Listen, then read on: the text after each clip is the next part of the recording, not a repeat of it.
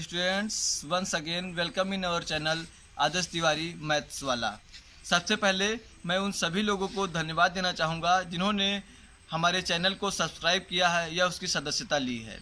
और मैं कक्षा 9 के यूपी बोर्ड और सीबीएसई बोर्ड के सभी छात्रों को यह बताना चाहूँगा कि मैं जो चीज़ें बता रहा हूँ या जो चीज़ें पढ़ा रहा हूँ उसमें ऐसा कुछ नहीं है कि वो सिर्फ एक ही बोर्ड के लिए या सीबीएसई बोर्ड के लिए ही है, ऐसा नहीं है। क्योंकि अब एनसीईआरटी पैटर्न क्लास 9th और क्लास 10th सबके लिए UP board CBSE board same हो चुका है। सो आप लोग ये माइंड में न लाएं बिल्कुल कि हमें समझ में नहीं आएगा। मैं हिंदी इंग्लिश दोनों में इसलिए बोलता हूँ कि आपको पूरी बात समझ में आए। अगर यूपी बोर्ड के छात्र ये सोचते हैं कि ये इंग्लिश में लिखे हैं मुझे समझ में नहीं आएगा, ऐसा कुछ नहीं है। मैं इसलिए उसको हिंदी में ज़रूर रिप्रेजेंट कर देता हूँ। So dear students, now we are ready for our next video our number system part 2। So students, now we are ready. So students, हमने सबसे मुझे जो हेडिंग डाली है वो डाली है पाइथागोरस रूल। पाइथागोरस रूल आगे आप क्लास 10 में प्रूव करेंगे। पाइथागोरस थ्योरम क्लास 7 में आप इसको पढ़ के आ चुके हैं। पाइथागोरस किस पे लगेगा? पाइथागोरस का जो रूल है वो आपको लगेगा राइट एंगल ट्राइंगल पे। राइट एंगल ट्राइंगल में से होता है समकोण त्रिभुज। इसका हमने यहाँ पे समकोण त्रिभुज बना रखा है। यहाँ पर हमने 3 साइड जो ली है, ये साइड जो है परपेंडिकुलर, हिंदी में इसको लंब कहते हैं, ये बेस मीस आधार, और 90 डिग्री के सामने वाली साइड जो होती है इसको हाइपोटेनस या कर्ल कहते हैं। हम इसको बता दें इसमें होता क्या है कि हाइपोटेनस का स्क्वायर जो होता है वो बेस के स्क्वायर प्लस परपेंडिकुलर के स्क्वायर के बराबर होता है। इसको हम लिख सकते हैं hypotenuse is equal to under root base square plus perpendicular square. Hindi में कर्ल के स्क्वायर के बराबर आधार का स्क्वायर प्लस लंब का स्क्वायर। ये नियम आप क्लास 7 में पढ़ के आ चुके हैं। मैं इसको यहाँ इसलिए बता रहा हूँ क्योंकि अभी मैं आपको इरेशनल नंबर पढ़ाऊँगा। इरेशनल नंबर पढ़ाने के बाद जो है जब इसको नंबर लाइन पर रिप्रेजेंट करना होगा तो हमें इसकी ज़रूरत पड़ेगी, इसलिए मैं आपको स्टार्टिंग में इसको बता दे रहा हूँ। एच हमने यहाँ पे दिखा रखा कि H means hypotenuse, P means perpendicular and B means base. Now अब हम जैसे हमने पिछले लेक्चर में आपको बताया था rational number, whole number, natural number, वो आप पहले से पढ़ के एक बार आ चुके हैं। लेकिन इरेशनल नंबर आप फर्स्ट टाइम पढ़ने जा रहे हैं। सो आप अपने नोट्स सही से तैयार करें, केयरफुली बैठें, आसपास की सारी चीज़ों को हटा दें। नाउ तो हम स्टार्ट करते हैं इरेशनल नंबर। तो हमने रेशनल नंबर में आपको डिफिनीशन बताई कि जिनको हम पी बाई क्यू के रूप में लिख सकें, क्यू की वैल्यू 0 ना हो और पी और क्यू दोनों इंटीजर हों। जस्ट उसका अपोजिट यहाँ पे आ जाएं अगर हम कि वह नंबर जिनको हम पी बाई क्यू के रूप में ना लिख सकें, क्यू की वैल्यू 0 ना हो और पी और क्यू इंटीजर हों। ठीक है, तो अब आप ध्यान रखिए कि इरेशनल नंबर और रेशनल नंबर दोनों आपस में रिवर्स होते हैं। अच्छा, इरेशनल नंबर की हम एक डिफिनेशन और दे सकते हैं कि those number which are non terminating or non recurring is called irrational number. Recurring means होता है रिपीटिंग, वह नंबर जो ना तो टर्मिनेट हो ना तो रिपीट करे हों, इसी को हम इरेशनल नंबर कहते हैं। जैसे √2, √5, पाई etc। अच्छा, आप many students don't know what is non terminating and non recurring, मैंने उसको आगे बताया हुआ है। अब पहले तो टर्मिनेटिंग जानिए कि टर्मिनेटिंग क्या होता है कि those number which are divisible by any number and remainder become 0 is called terminating number. जैसे कोई नंबर आपने लिया, जैसे मान लीजिए आपने 5 को 2 से भाग दिया तो हमारी वैल्यू आई 2.5 और रिमाइंडर हमारा बचा 0। उसी तरीके से आप देखिए कि इसमें डेसिमल के बाद, डेसिमल जो है आपका, डेसिमल के बाद जो है जो भागफल आपका डेसिमल में आ रहा है उसके बाद आपका रिमाइंडर यहाँ 0 बच रहा है। मतलब ये क्या हुआ, एक तरीके से पूरी तरीके से यह संख्या डिवाइड हो गई। भले डेसिमल के बाद हुई लेकिन पूर्ण तरीके से ये संख्या आपकी डिविजिबल हो गई। सो ये इस तरीके के नंबर आपको जहाँ मिलेंगे वो टर्मिनेटिंग होंगे। बात समझिएगा मेरी। जैसे हमने लिखा 1.2, इसकी वैल्यू आएगी 0.5 आपका क्या है, एक टर्मिनेटिंग नंबर हो गया। क्यों टर्मिनेटिंग हुआ? क्योंकि 1/2 1 जो है 2 से पूर्ण तरीके से कट गया या डिवाइड हो गया या डिविजिबल हो गया, विभाजित हो गया, और उसकी वैल्यू हमें रिमाइंडर में कुछ नहीं मिली। इसके बाद आते हैं जस्ट इसका opposite non terminating number. Those number which are divisible by any number but remainder never becomes 0 is known as non terminating number. जैसे वह संख्याएं जिनको हम किसी संख्या से जब विभाजित करते हैं तो जो रिमाइंडर बचता है वो कभी ख़त्म ही ना हो, रिमाइंडर कुछ ना कुछ आता रहे तो उसको हम कहेंगे नॉन टर्मिनेटिंग नंबर। जैसे 1/3 आपने ले लिया तो इसकी वैल्यू आप डिवाइड करेंगे 0.3, फिर 3, फिर 3, लगातार 3 इसका पॉइंट के बाद आता जाएगा, ये कहीं पे ख़त्म नहीं होगा। सो स्टूडेंट्स, ये हुआ नॉन टर्मिनेटिंग नंबर। हमने दूसरा एग्जांपल दिया है 1/7, उसकी वैल्यू हमने लिख दी है। देखिए ये लगातार आपका कुछ ना कुछ रिमाइंडर बचता जरूर जा रहा है। अच्छा, मेनी टाइम्स आप अपने बुक में देखेंगे, एनसीईआरटी बुक में देखेंगे तो वहाँ पे ये पॉइंट के बाद जो है बार लगा दिया जाता है। बार का मतलब ये होता है कि वही नंबर या वही संख्या आपकी बार बार रिपीट कर रही है, बार बार वही संख्या चल रही है। जैसे 0.3333 को हम लिख सकते हैं 0.3 बार। यहाँ पे देखिए 0.142857, फिर 142857, मतलब यही 142857 रिपीट कर रहा है। तो इसको हम सीधे डाल दिए क्या कि इसकी वैल्यू हमने डाल दी 0.142857 बार, हमने ऊपर से बार लगा दिया। ठीक, मतलब ये बार बार रिपीट कर रहा है। तो ये हो गया आपका बार की वैल्यू कि बार कहीं पे अगर बार लगा हुआ है तो उसको हम क्या समझेंगे या उसको हम कैसे जो है समझेंगे, कैसे उसको हम लिखेंगे, ये आप जान लीजिए। फिर इसके बाद आगे आते हैं हम लोग। हाँ, अब जो मैं बता रहा था कि आपका यूज़ कहाँ होगा पाइथागोरस थ्योरम का क्लास 9th में, वो यहाँ पर देखिए आप। √5 on number line, number line पे √5 को आप दर्शाइए। तो आपको पहले से मैं बता चुका हूँ कि नंबर लाइन, मान लीजिए जो भी आपकी नंबर लाइन होती है उसके, ये आपके नंबर लाइन है, जहाँ 0 है उसको ओरिजिन कहेंगे। ओरिजिन के राइट में हमेशा पॉजिटिव नंबर लिया जाता है, ओरिजिन के लेफ्ट में हमेशा निगेटिव नंबर लिया जाता है। ये एक मानक है जो कि शुरू से लेके अभी तक के मैथमेटिक्स में माना जा रहा है और चला आ रहा है। पुरानी मैथमेटिक्स के हिसाब से भी और आज के हिसाब से भी इसमें कोई परिवर्तन नहीं हुआ। हमने आपको बताया था क्या कि इसमें देखिए हमें √5 है, √5 को दिखाना है। तो हमने क्या किया कि एक राइट एंगल ट्राइंगल लिया जिसकी हाइपोटेन्यूस की साइड को हमने √5 माना। अब √5 है तो √5 मतलब हमें क्या देखना है कि √5 एच की वैल्यू कितनी है, √5। और एक चीज़ हमेशा ध्यान रखेंगे कि जो ये 1 है, जो परपेंडिकुलर होगा, इसको हमेशा आप 1 ही लेंगे। किसी भी संख्या को जब नंबर लाइन पर दिखाना होगा तो हमेशा परपेंडिकुलर को आपको 1 लेना होगा। इससे आपकी सिर्फ बेस की वैल्यू निकालनी होगी जो कि आपको आसानी से मिल जाएगी। तो यहाँ से देखिए, अगर हम परपेंडिकुलर की वैल्यू 1 रख देते हैं और बेस की वैल्यू 2 रख देते हैं तो 2 का स्क्वायर होगा आपका 4, 1 का स्क्वायर होगा 1, तो इसको अंडर रूट में करेंगे तो कितना आएगा √5। तो मतलब हमें ये चीज़ यहाँ से मिल गई। फिर इसके बाद क्या करना है, आपने नंबर लाइन ड्रा कर ली। फिर इसके बाद देखिए 0 जहाँ ओरिजिन है उसके पॉजिटिव साइड में आपका बेस कितना है 2, तो आप बेस तक गए, यहाँ पे हमारा होगा कितना, बेस हो गया 2। फिर आपका परपेंडिकुलर डिस्टेंस मतलब लंब आपने कितना लिया है 1 यूनिट आप परपेंडिकुलर 2 पे खींच दिए। फिर उसके बाद क्या होगा, इसको आप सीधा 0 से मिला देंगे, किसके लिए, बी के लिए। ये आपका √5 हो गया। लेकिन √5 कहाँ हुआ, ये तो नंबर लाइन पे आपको नहीं दिख रहा है, ये तो नंबर लाइन के बाहर होगा। तो क्या करेंगे, आप कंपास लेंगे, मतलब प्रकार लेंगे, उसमें अपनी पेंसिल लगाएंगे, प्रकार की नोक को यहाँ रखेंगे, प्रकार की जो नोक की कैंपस का जो पॉइंट होगा उसको यहाँ रखेंगे, पेंसिल का पॉइंट यहाँ रखेंगे। फिर उसके बाद हल्के से धीरे धीरे उसको एक सर्किल की तरह खींचते हुए एक आर्क लगाते हुए चले जाएंगे। फिर आप देखेंगे कि वो कहीं ना कहीं आपका नंबर लाइन पे काट देगा। तो जहाँ पे वो नंबर लाइन को कट करेगा वहीं पे आपकी जो संख्या आएगी वो √5 आएगी। सो डियर स्टूडेंट्स, तो हमारे यहाँ पर क्या मिल गया, इस पॉइंट को अगर हम O मान लेते हैं, 0 है जिसको O अगर भी मान लीजिए आप, तो अगर है तो यहाँ से आपकी जो OB की वैल्यू होगी वही OC की वैल्यू होगी। तो मैंने यहाँ लिखा है OB = OC = √5। इस तरीके से कोई भी संख्या होगी उसको आप नंबर लाइन पे आसानी से दर्शा सकते हैं। जैसे मान लीजिए √2 आपको दर्शाना है तो आप क्या करेंगे, √2 अगर आपको दर्शाना है तो सबसे पहले मैं आपको बता रहा हूँ, मेरे पास एक पेज रखा हुआ, मैं उसी पेज पे आपको दर्शा के फिर से बता दे रहा हूँ कि कैसे आप करेंगे। सपोज करिए, देखिए यहाँ पे हमें √2 को नंबर लाइन पे शो करना है। तो देखिए क्या करेंगे, सबसे पहले हम एक राइट एंगल ट्राइंगल खींचेंगे। आप ध्यान से देखते रहिएगा।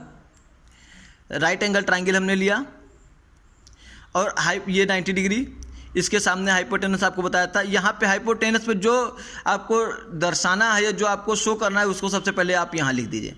अब ध्यान से देखिए, ध्यान से जब देखेंगे तो हमने आपको बताया था कि परपेंडिकुलर की वैल्यू हमेशा कितनी लेनी है 1। तो अब आपको बेस हमें निकालना पड़ेगा। तो आप अगर बेस निकालना चाहते हैं तो देखिए कैसे निकालेंगे। h = √p² + b²। फिर यहाँ से देखिए हमें रूट इसकी वैल्यू पता है √2, इसके अंडर रूट रख दे रहे हैं तो इसकी वैल्यू 1 का स्क्वायर 1 + b², दोनों साइड स्क्वायर कर दीजिए तो t = 2 = 1 + b²।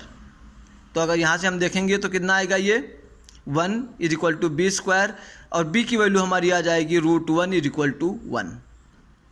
स्टूडेंट्स 1 = 1 आपको वैल्यू आ गई। फिर क्या करेंगे, आप नंबर लाइन ड्रा करेंगे। मैं आपको इसलिए बता दे रहा हूँ कि जैसे उसको मैंने पहले से बना के रखा था तो आपको ये ना लगे कि कैसे बनाएं तो ज़्यादा सही से बने, तो इसलिए मैं आपको इसमें बता दे रहा हूँ कि रफ पे, कि आपके माइंड में एक बार प्रिपेयर हो जाए कि ऐसे सर ने बताया था, ऐसा होगा तो ऐसा कर सकते हैं, इसलिए मैं इसको ऐसे बता रहा हूँ आपको। तो यहाँ पे देखिए आप, यहाँ इसको मान लीजिए ओरिजिन 1 0 1 2 3, हाँ ये आप स्केल से 1 यूनिट 1 सेंटीमीटर माप के यहाँ रखेंगे। यहाँ पे -1 -2 -3 और फिर इधर ये इन्फिनिटी इसको लगा देंगे ऐसे, ठीक है। इसका मतलब होता है कि ये इन्फिनिटी तक इधर जा रही है, ये -इन्फिनिटी तक इधर जा रही है। फिर इसके बाद देखिए आपका बेस कितना निकला है 1, मतलब हम कितना लेंगे, यहाँ से आप मैं पेन का कलर चेंज कर दूँ जिससे आपको देखने में दिक्कत ना हो। देखिए यहाँ से आपका 1 यूनिट बेस, मतलब ये होता है, ये लाइन हो गई बेस आपकी। फिर 1 सेंटीमीटर 1 यूनिट जो भी आपने लिया है उसको लेंगे आप परपेंडिकुलर, फिर यहाँ से आप ऐसे ड्रा कर देंगे, ठीक है।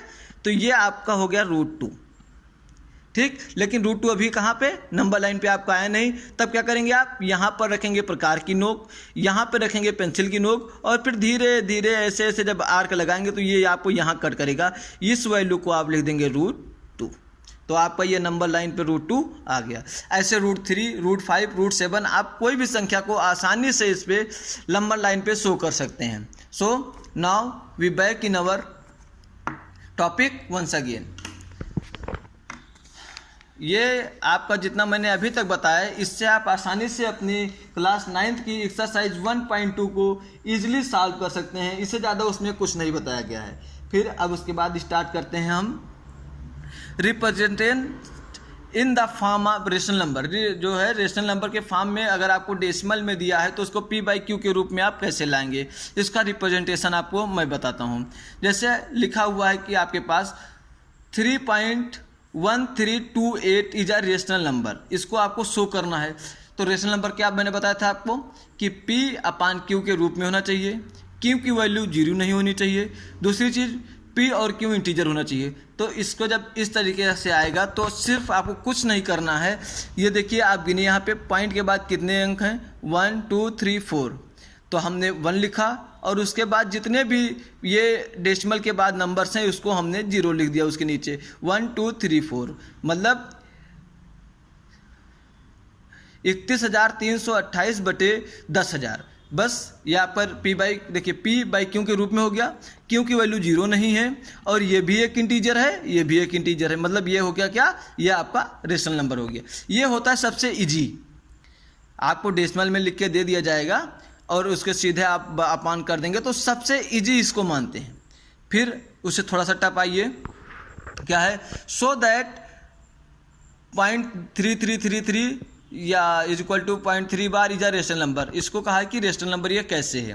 तो देखिए सबसे पहले इसका एक पैटर्न आपको माइंड में सेट रखना होगा एग्ज़ाम टाइम में। ये नहीं कि ऐसा ऐसा ऐसा नहीं, आपके माइंड में सेट रखना होगा। कम से कम 3 से 4 बार आपको इसकी प्रैक्टिस करनी होगी, तभी आप इसको एग्ज़ाम टाइम में बिना समय लगाए हुए, जो समय आपका 5 मिनट लेने वाला है वो आप 2 से 2.5 मिनट में बहुत आसानी से कर ले जाएंगे इस क्वेश्चन को। फिर स्टार्ट करते हैं। तो इसमें क्या करना है कि सबसे पहले आप x इज इक्वल टू मान लीजिए जो आपको दिया हुआ है, हमने कहा है 0.3, फिर 3 पर बार लगाया है। 0.3 पर भी आप बार लगा के लिखेंगे तब भी गलत नहीं है, लेकिन देखिए इसका मतलब वही है। मैं यहाँ पे भी बार लगाता तब भी 333 रिपीट हो रहा था, 1 पे बार लगाया मतलब अभी भी इसकी 333 रिपीट हो रहा है। अच्छा, x की वैल्यू आपने ये मानी, फिर हमने 10x माना, तो ये देखिए आपका 3.3 बार आपका 3 ये बाहर आ गया और फिर ये 3 पर बार वैसे बचा रह गया। तो इसको हम क्या लिख सकते हैं, 3 प्लस क्या लिख सकते हैं आप बताइए, 3 प्लस x लिख सकते हैं कि नहीं लिख सकते हैं, क्योंकि x की वैल्यू तो हम चाहे 0.3 बार लिखें चाहे 0.33 के फिर सेकेंड वाले 3 पर बार लगाएं, बात तो एक ही है ना। तो इसलिए हम इसको लिख सकते हैं 3 प्लस x। ठीक, तो अब देखिए 10x की वैल्यू है 3 प्लस x के, तो 9, फिर यहाँ से x इधर लाएंगे तो कितना हो जाएगा 9x = 3 और x = 1/3। अब 1/, अब चेक करना कि मेरा आंसर सही आया है कि गलत आया। तो क्या करेंगे आप कि 1/3 को आप ऐसे जो बनाते हैं ना, बहुत लोग की डिवाइड वाला रूल बनाते हैं, ऐसे लिखते हैं कि देखिए मैं बताता हूँ आपको, ये ऐसे लिखते हैं ना, ये है लिखेंगे 1, ये लिखेंगे 3, तो यहाँ पे आप पॉइंट लगाइए, ये आपका 0 बढ़ेगा, तो 3 3 जा 9, फिर आपका बचा 1, फिर आप 0 लगाएंगे, फिर 3 3 जा 9, मतलब ये देखिए आपका लगातार कितना आ रहा है, 3 3 आ रहा है। मतलब मैंने जो संख्या यहाँ पे निकाली है, जो आंसर इसका निकाला है वो हमने एकदम सही निकाला है। फिर ऐसे इसके बाद देखिए कि सो दैट ये नंबर जो है 0.235 बार इज अ रेशनल नंबर। क्या दिक्कत है इसमें आपको, जब इस तरीके का आएगा तो सबसे पहले आपको माइंड में ये लाना है कि बार जहाँ लगा है उसको एक बार हमें पूरे तरीके से बाहर लाना होगा। जिस संख्या के ऊपर बार लगा होगा वहाँ तक के नंबर को हमको एक बार पूरी तरीके से बाहर लाना होगा। जैसे यहाँ पे हमने बताया था ना कि 3 के ऊंचे बार लगा हुआ है, तो मतलब एक बार हमको 3 पूरा बाहर लेके आना है। ऐसे यहाँ पे देखिए, यहाँ पे क्या लिखा है कि x, हमने माना कि x = 0.235 बार, ठीक है, मान लिया हमने। अब हमने आपसे बताया क्या कि जहाँ तक बार लगा है वहाँ तक हमको एक बार पूरी उस संख्या को बाहर लाना है। तो 10x मांगे तो हमारा 2.35 बार, लेकिन यहाँ हमारा काम नहीं बन रहा है। देखिए यहाँ हमारा काम नहीं बन रहा है, क्यों?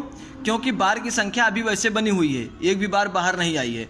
हाँ, अब हम क्या करें, अगर हम 1000x ले रहे हैं तो देखिए 1000 से अगर इसको मल्टीप्लाई करेंगे तो कितना हो जाएगा, 235 बाहर आ जाएगा और 0.35 पर बार हमेशा बना रहेगा। बना रहेगा कि नहीं बना रहेगा, आप देखिए, क्योंकि 0.35 तो लगातार रिपीट हो रहा है ना, इसलिए 0.35 हम बार पे फिर मिल जाएगा हमको। अब क्या करेंगे, अब सीधा सीधा आप इक्वेशन देख लीजिए कि जहाँ 0.35 बार आपको पहली बार मिला है और जहाँ 0.35 बार आपको दूसरी बार मिला है, वहाँ से सीधा सब्ट्रैक्ट करेंगे, आपका सीधा आंसर मिल जाएगा। तो देखिए 0.35 बार आपको सेकेंड इक्वेशन में मिला है जब आपने 10x माना था, और जब 1000x माना है तो दूसरी बार आपको मिला है। अब सीधा यहाँ से आप इसको सब्ट्रैक्ट कर दीजिए। हमने लिखा है subtract equation second from third we get, तो 1000 में से 1000x माइनस 10x = 235.35 माइनस 2.35। अब यहाँ पे जो ये है देखिए 3.35 यहाँ से आपका कट गया, तो यहाँ से घटाएंगे तो 990x = 233, x की वैल्यू आ गई आपकी 233/990। इसको आप सॉल्व करेंगे तो आप देखेंगे कि इसकी वैल्यू जो आएगी वो आएगी 0.235, फिर 35, ये लगातार आपका रिपीट करता हुआ जाएगा। तो फिर इसके बाद आप जो है 35 पे बार लगा देंगे, बस आपका सीधा वैल्यू आ जाएगा। मतलब जो हमने किया है वो सही है। तो ये हुआ आपका जो है सिस्टम की आप जो है कैसे रिप्रेजेंट करेंगे डेसिमल नंबर को रेशनल नंबर के फॉर्म में। तो स्टूडेंट्स देखिए, ये आपकी क्लास 9th की NCERT बुक है। इसमें अब मैंने 1.2 एक्सरसाइज आपको बता दिया है। अब आते हैं 1.3 पे। 1.3 पे आप देखिए जो क्वेश्चन दिए गए हैं उस पर आप देखिए कि write the following decimal form and say what kind of decimal expression each has. मतलब इन्होंने कहा है कि ये टर्मिनेटिंग है कि नॉन टर्मिनेटिंग है, इनका पूछने का मतलब ये है। तो ये मैंने आपको बता दिया है। फिर ऐसे इसमें क्वेश्चन है इस P/Q के रूप में, देखिए ये दिया है जो मैंने अभी आपको बताया है कि 0.6 बार ये इसको आपको डेसिमल के मतलब रेशनल नंबर के फॉर्म में चेंज करना है। सो स्टूडेंट्स मैंने आपको बता दिया है, मुझे उम्मीद है कि आप इसको आसानी से कर सकेंगे। नाउ फिर इसके बाद एक चीज़ आता है, मैंने लिखे question number classify the following as a rational और इरेशनल नंबर। मैंने आपको ये भी पढ़ा रखा है कि रेशनल नंबर और इरेशनल नंबर को कैसे क्वालिफाई करेंगे। इरेशनल नंबर में क्या होगा कि लगातार जो है आपको ये नहीं कि रिपीटिंग वैल्यू कहीं पे मिल जाए या फिर जो है रिपीटिंग वैल्यू मिल जाए या नंबर टर्मिनेट हो जाए, ये आपके साथ कहीं नहीं मिलेगा।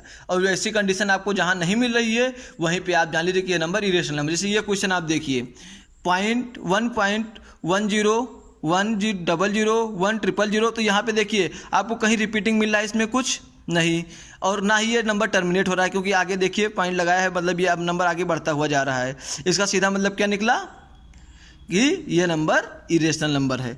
तो I think now you can do it very well. अच्छा, इसके बाद ये देख लीजिए एक और एग्जांपल दिया है 7.478 मतलब सही से देखिए 478 मतलब 478 लगातार रिपीट कर रहा है, मतलब ये नंबर आपका कैसा हो जाएगा, टर्मिनेट कर रहा है, और टर्मिनेट करेगा तो इरेशनल नंबर होने की संभावना खत्म हो गई, मतलब ये कैसे होगा, रेशनल नंबर के फॉर्म में होगा। अच्छा, तो स्टूडेंट्स इस तरीके से आप अपनी एक्सरसाइज 1.3 भी बहुत आसानी से इजी वे में आप इसको सॉल्व कर सकते हैं। हाँ, इसमें एक क्वेश्चन है उसको मैं आपको बताना चाहूँगा कि जैसे इसमें क्वेश्चन दिया है कि write 3 numbers whose decimal expression are non terminating recurring. इसको आप नॉन टर्मिनेटिंग है एंड नॉन रिकरिंग है, मतलब क्या लिखना है, non terminating non recurring means irrational number, आपको सीधा सीधा लिख देना है। फिर इसके बाद जो है इसमें क्वेश्चन दिया कि find 3 different irrational number between rational number 5/7 and 9/11। तो इसको मैंने आपके सामने यहाँ पे किया है, मैं आपको दिखाना चाहूँगा।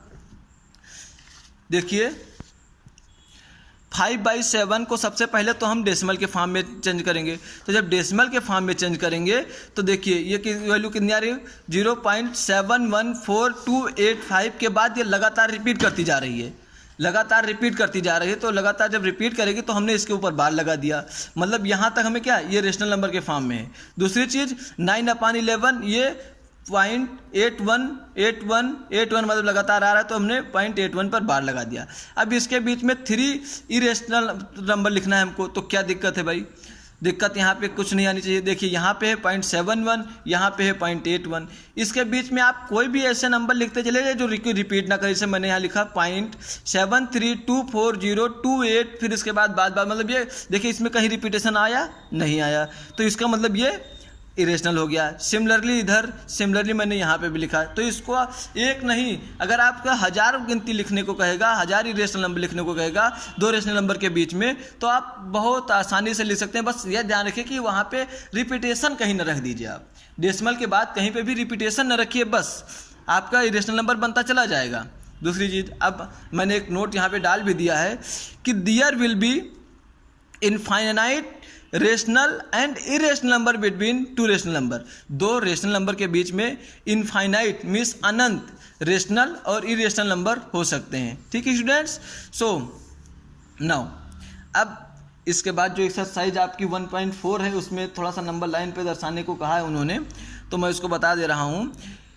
इसमें लिखा है इन्होंने 3.765 on the number line using successive magnification, मतलब मैग्निफिकेशन का यूज करते हुए आपको इसको नंबर लाइन पे दिखाना है। तो क्या दिक्कत है, अब मैग्निफिकेशन में से होता है कि सबसे पहले छोटा छोटा जैसे एक नंबर लाइन आप बनाए, जैसे 1 लिखे, 2 लिखे, 3 लिखे, 4 लिखे, 5 लिखे, तो आप देखिए ये देखिए कि 3.765 ये किसके बीच में आएगा, 3 और 4 के बीच में। तो 3 और 4 को आप जो है उससे लेंस से देखेंगे तो बड़ा बड़ा दिखेगा आपको, तो मैंने गोला कर दिया, गोला मतलब लेंस लिया है। फिर हमने 3 और 4 के बीच में जब नंबर लाइन बनाई तो 1 मिलीमीटर पर रखे या 1 सेंटीमीटर पर रखा, तो आया 3.1 3.2। फिर यहाँ पे देखिए 3.7 और 3.8 के बीच में ही तो पड़ेगा 3.6 जो है 3.76, तो इसके हमने यहाँ पे जो है सर्किल कर दिया, मतलब हमने यहाँ पे भी लेंस से देखा। जब लेंस से यहाँ पे देखा तो एक देखिए 3.7 और 3.8, ध्यान से देखिएगा 3.7 और 3.8, इसके बीच में भी हमको कितना करना है, 10 का डिवीजन कर दीजिए। तो 10 का जब करें तो 3.71 3.72 इस तरीके से आपका आता हुआ 3.79 तक। अब यहाँ पे 6 के बाद 5 है, तो 5 कहाँ पड़ेगा, 3.76 और 3.77 के बीच में, वहाँ पे मैंने देखिए सर्किल कर दिया, मतलब लेंस से मैंने देखा। तो जब लेंस से मैंने फिर देखा तो फिर मुझे मिला कि 3.76 और 3.77 इसके बीच में हमको फिर से स्टार्ट करना है।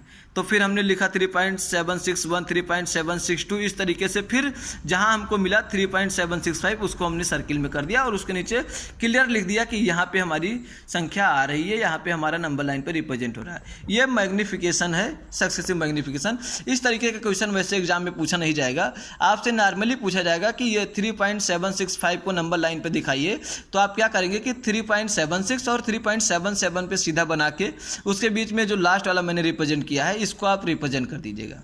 सो डियर स्टूडेंट्स, हाँ, इसके बाद मैंने यहाँ पे रिमेंबर इट लिख दिया है, इसको आप लर्न कर लीजिए क्योंकि अभी आगे आपको ये काम आएगा। क्योंकि ये देखिए ये ज़रूरी है, ये आप पढ़ के आ चुके हैं, इसलिए मैंने इसको इस वीडियो में डाल दिया है। मेरा मोटो कोई नहीं है कि अगर आप लर्न नहीं करेंगे तो मैं इसको फिर से भी आगे आपको वीडियो में बताऊंगा, लेकिन अगर आप लर्न कर लेंगे तो आपका जो एक्सरसाइज है वो आप और इजीली सॉल्व कर लेंगे।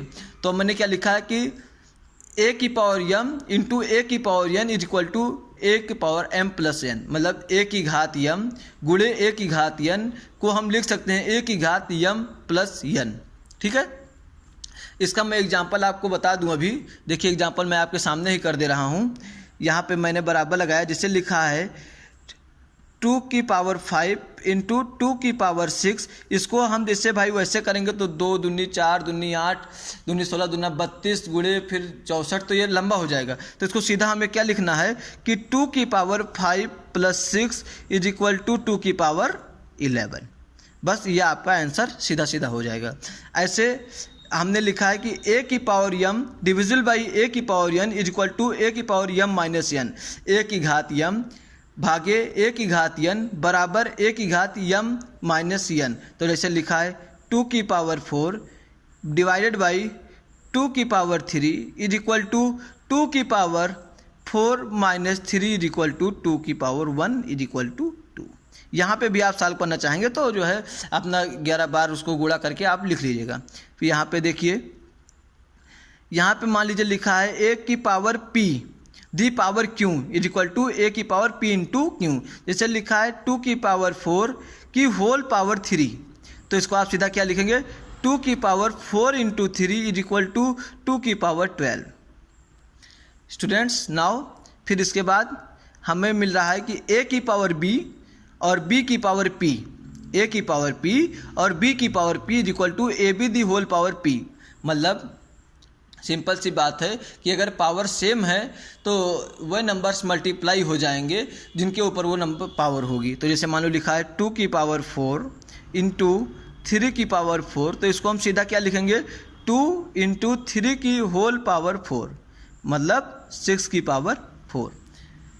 फिर इसके बाद a की power p divisible by b की power p is equal to a upon b the whole power p। तो देख लीजिए आप, मान लीजिए लिखा है 2 की पावर 6 अपान 3 की पावर 6, तो इसको हम सीधा क्या लिखेंगे 2 अपान 3 की होल पावर 6। ठीक है, तो ये हुआ आपका इन फार्मूला का मैंने एक एग्जाम्पल दे दिया। मैं इसको फिर से बताऊंगा आपको क्योंकि अभी आपके सिलेबस में जो लास्ट एक्सरसाइज फर्स्ट चैप्टर की है उसमें ये चीज़ें यूज़ होंगी। तो अगर आपको ये फार्मूला याद हो जाएगा, आप ये समझ आएंगे कि ये बेस है, ये पावर है, तो आपको उसको करने में बहुत आसानी होगी। ठीक है, तो स्टूडेंट्स मैंने जो आपको बताया है उसके अनुसार आप अपने एक्सरसाइज की जो है अपने बुक की एक्सरसाइज 1.2, 1.3 और 1.4 ईजिली सॉल्व कर सकते हैं। आपको जहाँ भी दिक्कत होगी आप उस क्वेश्चन को कमेंट बॉक्स में आप डाल देंगे, मैं आपको उसको बता के कमेंट में ही या नेक्स्ट वीडियो में आपको डाल दूंगा। ठीक है स्टूडेंट्स, बता दूंगा। सो मुझे उम्मीद है कि आपको समझ में आया होगा।